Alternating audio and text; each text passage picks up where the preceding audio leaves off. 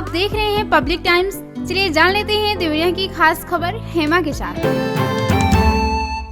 Bhagalpur block के ग्राम पंचायत महाथापार की ग्राम प्रधान ममता देवी का कुछ महिलाओं के साथ एक महिला की पिटाई करने का एक वीडियो सोशल मीडिया पर वायरल हो रहा है। पिटाई करने वाली ग्राम प्रधान महिला पूर्व सांसद रविंद्र कुशवाहा के छोटे भाई जयनाथ कुशवाहा गुड्डन की पत्नी है। इसको लेकर गांव में अनेक प्रकार की चर्चाएं हो रही हैं। हालांकि यह विवाद किस कारण हो रहा है, पीड़ित महिला को खुद नहीं पता चल रहा है। सलेमपुर कोतवाली थाना क्षेत्र के महाथापार गांव निवासी ममता देवी गांव की प्रधान हैं। उनके पति जयनाथ कुशवाहा गुड्डन भाटपा रानी विधानसभा क्षेत्र के भाजपा प्रत्याशी रह चुके हैं। इनके बड़े भाई रविंद्र कुशवाहा सलेमपुर लोकसभा से लगातार 2 बार सांसद रह चुके हैं। ससुर स्वर्गीय हरि केवल प्रसाद भी कई बार सांसद और विधायक रह चुके थे। राजनीतिक घराने से जुड़े होने के चलते गांव के लोग काफी दिनों से प्रधानी की जिम्मेदारी ममता देवी के सिर पर सौंप दिया था। खुले में जमकर हो रही पिटाई के चलते क्षेत्र में अनेक प्रकार की चर्चाएं शुरू हो रही हैं। लोगों का कहना है कि ग्राम प्रधान पूर्व सांसद का हवालात देते हुए दबंगई करती हैं। सांसद के प्रभाव में पुलिस भी कोई कार्रवाई नहीं करती है। फिलहाल मामला क्या है, इसका खुलासा अभी तक नहीं हो सका है। हेतिमपुर नगर पंचायत बनने के बाद वहां की बिजली व्यवस्था को दुरुस्त करने के लिए बिजली निगम के प्रस्ताव पर शासन से 1 करोड़ रुपए से अधिक की लागत से एक परियोजना को स्वीकृति मिली। धन जारी होने के बाद इमलिया विद्युत उपकेंद्र से हेतिमपुर तक अलग पोल लगाकर उस पर 11,000 की क्षमता के तार भी दौड़ा दिए गए। केवल एक पोल से कनेक्शन नहीं होने की वजह से 6 महीने से तैयार इस परियोजना का लाभ उपभोक्ताओं को नहीं मिल पा रहा है। हालांकि यहां एक विद्युत उपकेंद्र भी अलग से स्वीकृत हुआ है, लेकिन अभी उसका निर्माण कार्य शुरू नहीं हो सका है। लोगों ने समस्या से निजात दिलाए जाने की मांग की है। हेतिमपुर नगर पंचायत बनने के बाद वहां के लोगों को नगरीय सुविधाएं मुहैया कराने के लिए प्रशासन ने हर संभव कोशिश तेज कर दी है। हेतिमपुर को देसई देवरिया के अलावा कसिया से भी सीधे तौर पर बिजली सप्लाई मिलती है। विभाग ने पूरे हेतिमपुर नगर पंचायत के लिए इमलिया विद्युत उपकेंद्र पर एक अलग फीडर बनाकर बिजली सप्लाई देने का प्रस्ताव बनाकर शासन को भेजा। शासन स्तर से 1 करोड़ रुपए से अधिक की इस परियोजना को हरी झंडी मिल गई है। धन भी जारी हो गया है। बरियारपुर थाना क्षेत्र के एक गांव की किशोरी को झांसे में लेकर एक युवक ने उसके साथ दुष्कर्म किया। इससे किशोरी गर्भवती हो गई। इसकी जानकारी होने पर परिजनों ने युवक के खिलाफ बरियारपुर थाने में दुष्कर्म का केस दर्ज कराया है, लेकिन मुकदमा दर्ज होने के 1.5 माह बाद भी आरोपी युवक को पुलिस गिरफ्तार करने में असफल रही है। वहीं देर शाम गर्भवती महिला ने मृत बच्चे को जन्म दिया। शव को पुलिस ने पोस्टमार्टम के लिए भेज दिया है। अपनी मां के साथ रह रही किशोरी को सोमवार को प्रसव पीड़ा होने पर उसे नया प्राथमिक स्वास्थ्य केंद्र सरौरा ले गए, जहां किशोरी ने मृत बच्ची को जन्म दिया। सूचना पर पहुंची पुलिस ने शव को पोस्टमार्टम के लिए भेज दिया। पुलिस ने पोस्टमार्टम के बाद नवजात के शव को परिजनों को सौंप दिया, जिसे दफन कर दिया गया है। थाना अध्यक्ष डॉक्टर महेंद्र कुमार ने कहा है कि मृत नवजात का पोस्टमार्टम कराने के बाद परिजनों को सौंप दिया गया। दुष्कर्म के आरोपी युवक को शीघ्र ही गिरफ्तार कर लिया जाएगा।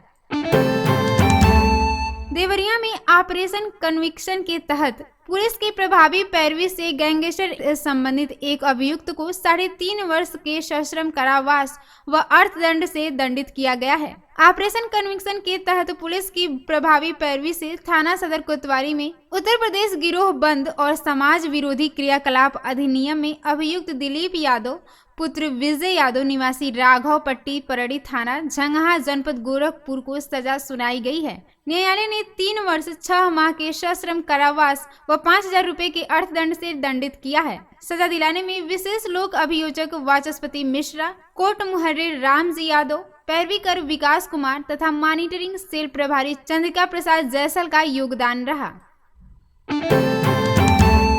भाटबरनानी के खामपार थाना क्षेत्र के ग्राम बंगरा टोला उड़ियानपुर में छत की कुंडी से गले में फंदा लगाकर लड़की मिली विवाहिता के मामले में उसके पिता ने ससुराल वालों पर हत्या व दहेज उत्पीड़न की तहरीर देकर कानूनी कार्रवाई की मांग की है।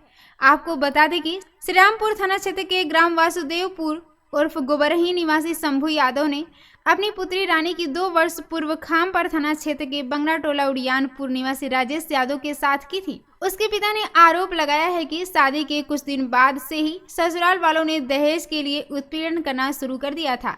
1 सितंबर को उन्होंने पुत्री की गला दबाकर हत्या कर दी और छत की कुंडी में लटका दिया।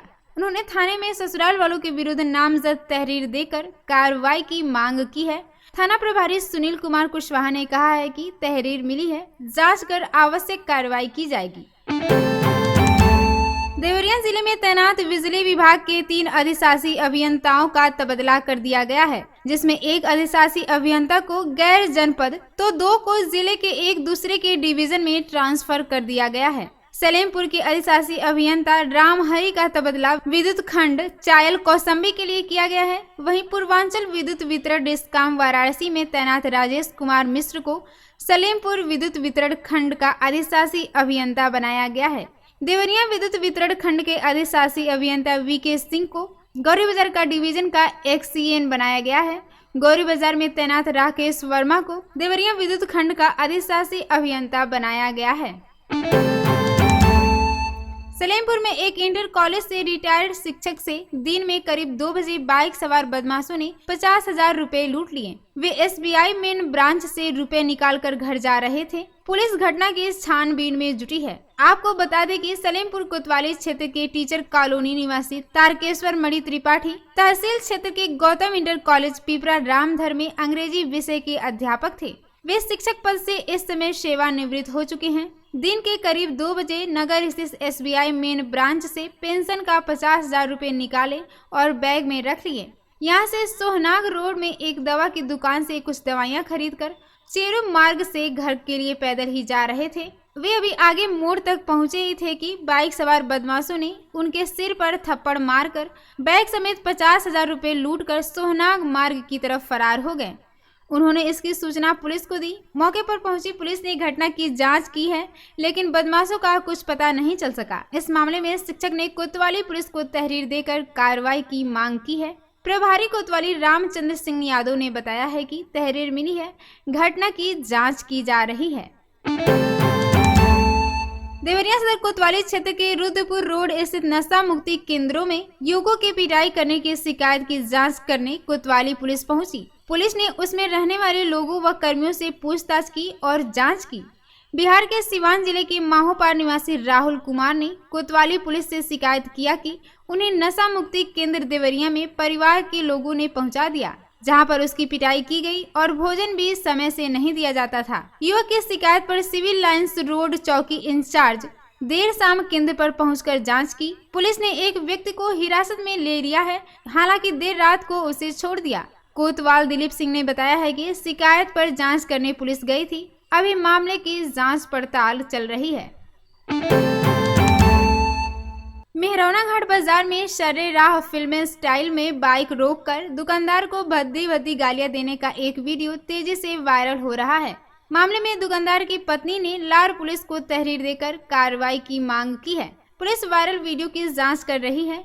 आपको बता दें कि लार नगर के यूसुफ रोड निवासी सयामा फातिमा ने पुलिस को तहरीर देकर बताया है कि कुछ लोग उसके पैतृक मकान का जबरदस्ती ताला तोड़ने का प्रयास करने लगे। विरोध करने पर अपशब्दों का प्रयोग करते हुए धक्का मुक्की करने लगे, जिससे वहां पर आफरा तफरी का माहौल हो गया। चीख पुकार की आवाज सुन लोग दौड़ पड़े। लोगों को अपनी ओर आते देखकर आरोपी भाग निकले। इसके बाद मामला शांत हो गया। इस बात को खार खाया एक व्यक्ति ने सरेराह बाजार में भद्दी भद्दी गालियां देते हुए मारने की धमकी भी दी।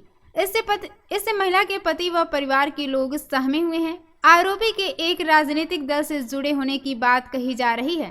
थाना अध्यक्ष कपिल देव चौधरी ने बताया है कि वायरल वीडियो की जांच पुलिस कर रही है।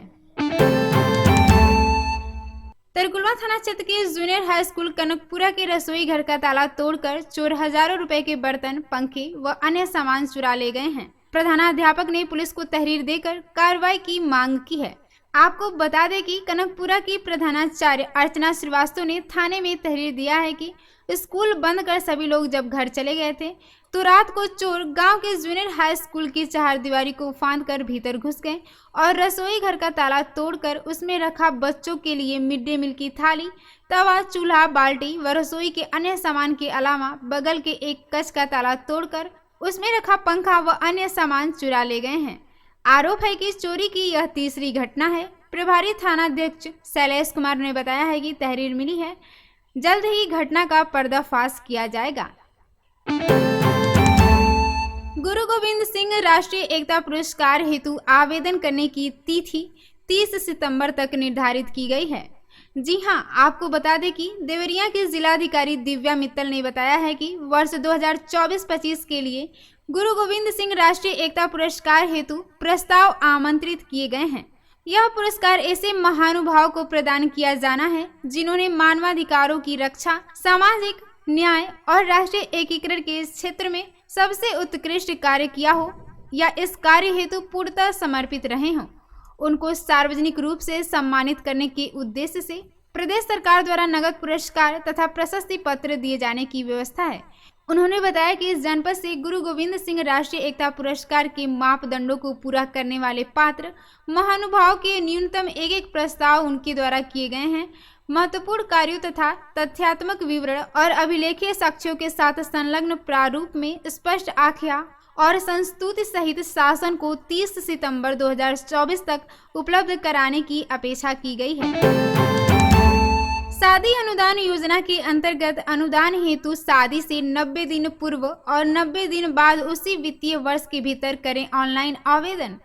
जी हां, आपको बता दें कि जिलाधिकारी दिव्या मित्तल के निर्देश पर जिला पिछड़ा वर्ग कल्याण अधिकारी अविनाश मणि त्रिपाठी ने बताया है कि पिछड़ा वर्ग कल्याण विभाग द्वारा संचालित शादी अनुदान योजना के अंतर्गत वित्तीय वर्ष 2024-25 के लिए अन्य पिछड़े वर्ग अल्पसंख्यकों को छोड़कर गरीब व्यक्तियों के पुत्रियों की शादी अनुदान से संबंधित धनराशि 20,000 रुपए कोषागार ई पेमेंट प्रणाली के तहत PFMS के माध्यम से सीधे आवेदकों के खाते में भेजने की व्यवस्था की गई है। यह योजना पूर्णतः ऑनलाइन और कंप्यूटरीकृत है। इच्छुक आवेदकों के द्वारा ऑनलाइन आवेदन किए जाने हेतु आवेदकों के नाम से आय प्रमाण पत्र, जाति प्रमाण पत्र, आधार कार्ड की छाया प्रति, पासबुक की छाया प्रति और शादी का कार्ड तथा वर वधू की उम्र से संबंधित प्रमाण पत्र या आधार कार्ड की छाया प्रति और आवेदक व पुत्री का फोटो संलग्न कर शादी अनुदान की साइट http://shadiudan.upsdc.gov.in पर आवेदन कर सकते हैं। आवेदक द्वारा ऑनलाइन आवेदन किए जाने हेतु पात्रता की शर्तों के विवरण में बताया गया है कि आवेदक की आय शहरी क्षेत्र तथा ग्रामीण क्षेत्र में ₹1 लाख प्रति वर्ष से अधिक नहीं होगी। विवाह की तिथि को पुत्री की आयु 18 वर्ष या उससे अधिक होना अनिवार्य है। एक परिवार से अधिकतम 2 पुत्रियों की शादी हेतु अनुदान अनुमन्य होगा। ऑनलाइन आवेदन के पश्चात संबंधित ब्लॉक या तहसील द्वारा सत्यापन की कार्यवाही पूर्ण कर पात्र या अपात्र की रिपोर्ट अंकित करते हुए आवेदन पत्र अग्रसारित किया जाता है। वर्तमान वित्तीय वर्ष हेतु आवंटित धनराशि से अब तक 760 लोग लाभान्वित हो चुके हैं। इस योजना के अंतर्गत आम जनमानस को उन्होंने अवगत कराया है कि वे इस योजना के अंतर्गत लाभ प्राप्त किए जाने हेतु इच्छुक आवेदक विभागीय वेबसाइट http://shadiudan.upsdc.gov.in पर ऑनलाइन आवेदन कर योजना का लाभ प्राप्त कर सकते हैं।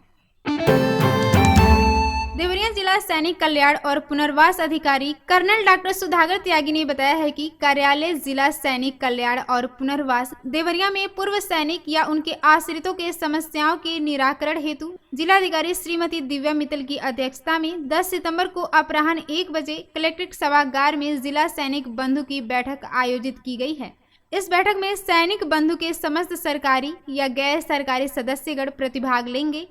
पूर्व सैनिकों या उनके आश्रितों को उन्होंने अवगत कराया है कि वे अपनी समस्याओं के निराकरण हेतु लिखित रूप में प्रार्थना पत्र 6 सितंबर 2024 से 7 सितंबर 2024 तक कार्यालय में 2 प्रतियों में उपलब्ध करा सकते हैं, जिससे उनकी समस्याओं का निराकरण किया जा सकता है। आपको बताते चले कि देवरिया के मुख्य पशु चिकित्सा अधिकारी डॉक्टर अरविंद कुमार वैश्य ने बताया है कि भारत सरकार के निर्देश पर 1 सितंबर 2024 से दिसंबर 2024 तक 21वीं पशु गणना का कार्य प्रारंभ किया जा रहा है। जनपद में पशु गणना हेतु पशुपालन विभाग के 180 गणनाकर्ता द्वारा सर्वेक्षण किया जाएगा, जिनका पर्यवेक्षण 20 पर्यवेक्षणकर्ता पशु चिकित्सा अधिकारियों के माध्यम से कराया जाएगा। उन्होंने कहा कि यह अत्यंत महत्वपूर्ण कार्य है, जनपद के समस्त पशुपालकों और नागरिकों से उन्होंने अनुरोध किया है कि वे गणनाकर्ता द्वारा चाही गई जानकारी को उन्हें उपलब्ध कराने का कष्ट करें, जिससे समय के अंतर्गत जनपद में पशुओं की सही गणना हो सके, जिससे भविष्य में आने वाली योजनाओं से पशुपालकों और नागरिकों को लाभान्वित किया जा सके।